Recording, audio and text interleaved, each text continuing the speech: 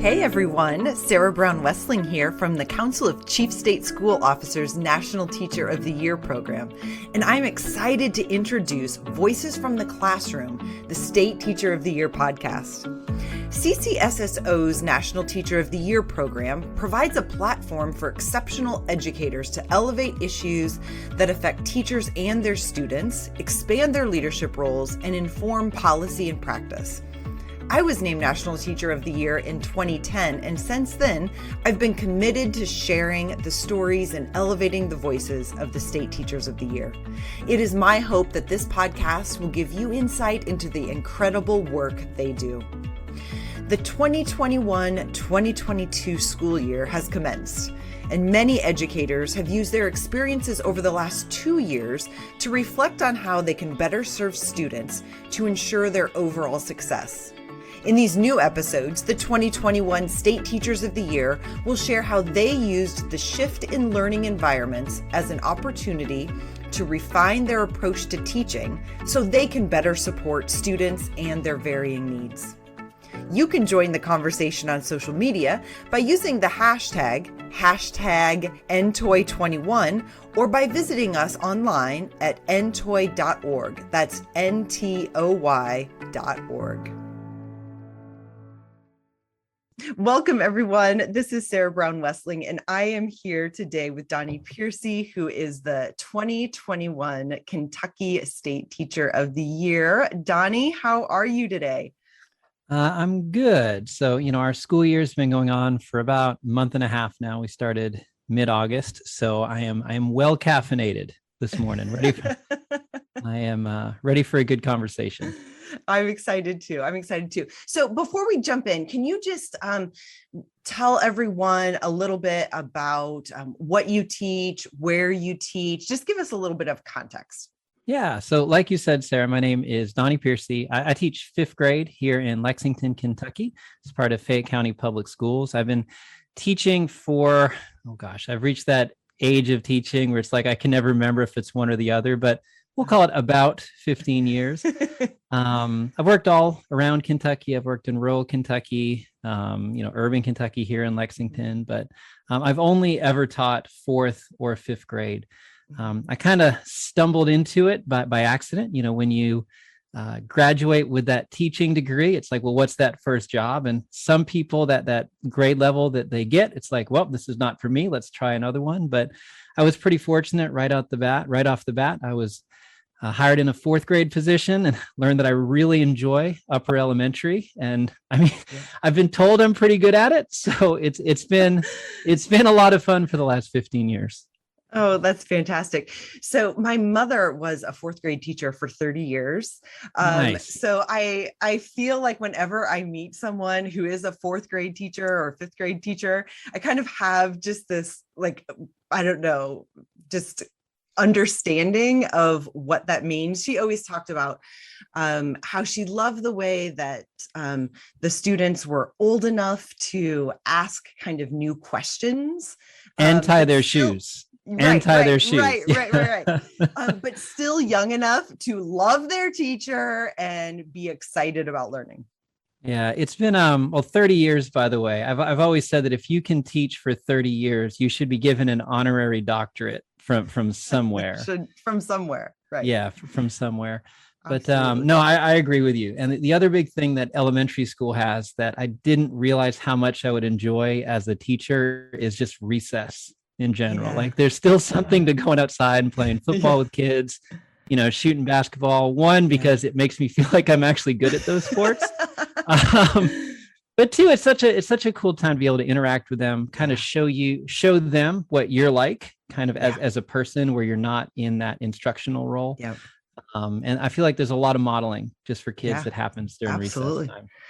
There is no doubt. Some of my favorite memories of all of elementary were the days when my fourth grade teachers played dodgeball with us. I still remember how exciting it was to get one of the teachers out, And as a fifth grade teacher too, it's one of those things when it's like, Yeah, it's kind of fun sometimes to play dodgeball against kids because a lot of them can't throw yet. And it's like, I really want to throw, but I'll just hit you. It's all right. It's fun. Yeah, exactly. Yeah. Well, we are here to think a little bit about just what the school year is like. In a lot of ways, we're in year 3 of the pandemic, in terms of schools.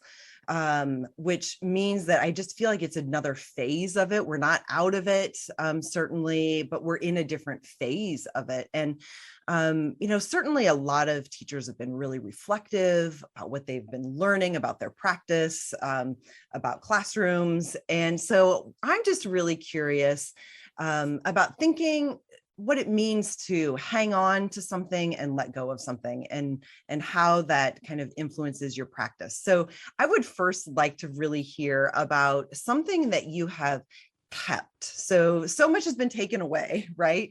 But what's one thing that you have really kept as a teacher? Yeah, it was weird. Somebody shared with me the other day, like as much as I try to avoid like sharing internet memes around as fact, but somebody shared one the other day. It's like, oh, that's actually really true. Like the class that I have this year, my 5th graders this year, the last normal, like without any interruption school year they had was when they were in 2nd grade. I think about that, right? The last year was just like, they haven't had any type of, no COVID restrictions. It just felt like a normal year. So as I was reflecting on this last year, I realized like, wow, I should be thinking about like the past 3 or 4 years, how much things have changed. One thing that I've just always tried to do in my classroom is try to incorporate technology. And I realize like, since, the in the age of virtual instruction, sometimes saying technology, it's kind of like a dirty word. It's like, oh, you can't say that around some teachers because it might trigger them, Right. But in March of 2020, when the pandemic hit, I mean, every single teacher, not just in Kentucky, not just across America, but all around the world, was just literally thrown into the fire. Yeah. Right. Yeah. And some of us, we came out of the frying pan and into the fire. Right. Right. So it was definitely rough, but, every teacher was really resilient.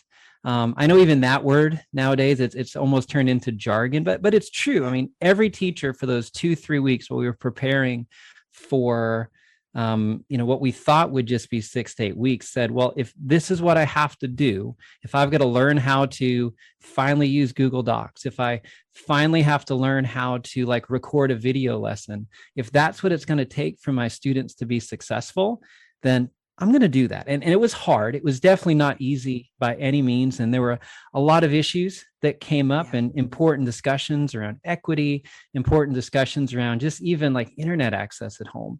Yeah. But for the majority of teachers, they did it. They got that base level of technology, that thing that for years we're like, oh, you've got to learn. And so as the pandemic, hopefully, fingers crossed, knock on wood, comes to an end, now every teacher has that base level, right? So the question becomes like, what are we going to do with it? And to answer your question, one thing I've always tried to do, the thing that I'm keeping, is not to just use technology for a substitute for something that could be done on pencil and paper, or even like taking students on a field trip somewhere. There's a instructional model. I don't know if you're familiar with it. It's SAMR. It's the SAMR model. It's a model for incorporating technology into the classroom, right? And it stands for substitution, augmentation, modification, and redefinition. And it's all about when you are looking at an app, when you're looking at a tool, when you're looking at bringing some type of piece or some piece of technology into your classroom, how is it that you're going to use that tool? And one thing, when I learned about the SAMR model 5 or 6 years ago, I've kind of structured anytime I bring technology into my classroom around it. I've tried to always avoid just those. I mean, sometimes you have to, but try to avoid those activities, those lessons where it's just a substitute for something that could be done on pencil and paper. Right. Classic example, right? Like Google Earth is a really cool tool. I always have a problem with that phrase, but it's a really cool tool. It's like Tool. rural juror, Uh-huh. But but Google Earth, it's a cool tool, but there's nothing that says you can't have a physical map up in your room that the students can go up to and also explore. Exactly. As you make your way down the SAMR model, it turns into augmentation. Like, is this app or this tool, is it something that is augmenting your instruction for the better? A simple example would be, let's take Google Earth one more time. Instead of having the students use a ruler to measure the distance between places and then use the map scale, they can use the measurement tool and figure out how many miles it is from Boston to Quebec, or Montreal. Then when you talk about like modifying learning, that's when let's take Google Earth one more time, where students are using different map layers to maybe explore some some correlation between like population growth and like CO2 levels. But ultimately, when you're looking at the SAMR model, it's all about, can you use this piece of technology to redefine what instruction looks like? Could students use this tool to do something that they couldn't do without the tool? And, collaboration is so important. Collaboration across schools and grade levels, where students get to chat with people all around the world. I mean, even Zoom, like we're on right now and we're recording this podcast on. This is a great example of that. Yes, we are all burnt out on Zoom. We're all burnt out on at its base level, the fact that I can have my class in Lexington, Kentucky, talk to a class in Sydney, Australia, that's amazing, right? That's not something that I could do without the technology tools. So, that's something, that SAMR model is something that I'm going to be holding on to. Yeah, I love that. There's so, your description is so rich, I think, with so many important traits of strong pedagogy. I mean, underneath this, you're talking about authentic, experiences for students. You're talking about inquiry model. You're talking about, I think, making sure that students understand the relationship between the tools that they already have, and then, like the maps and the physical things that we can still have in our classrooms and touch and look at. And then the way that you mentioned, that like Google Earth can augment that, and giving them the opportunity to discern between them. I mean, that's just so important.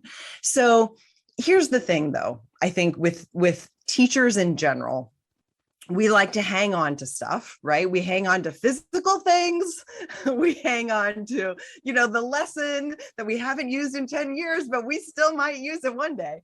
So I'm really curious, what do you have to let go of in order to create space to do all of these really incredible things that you're talking about?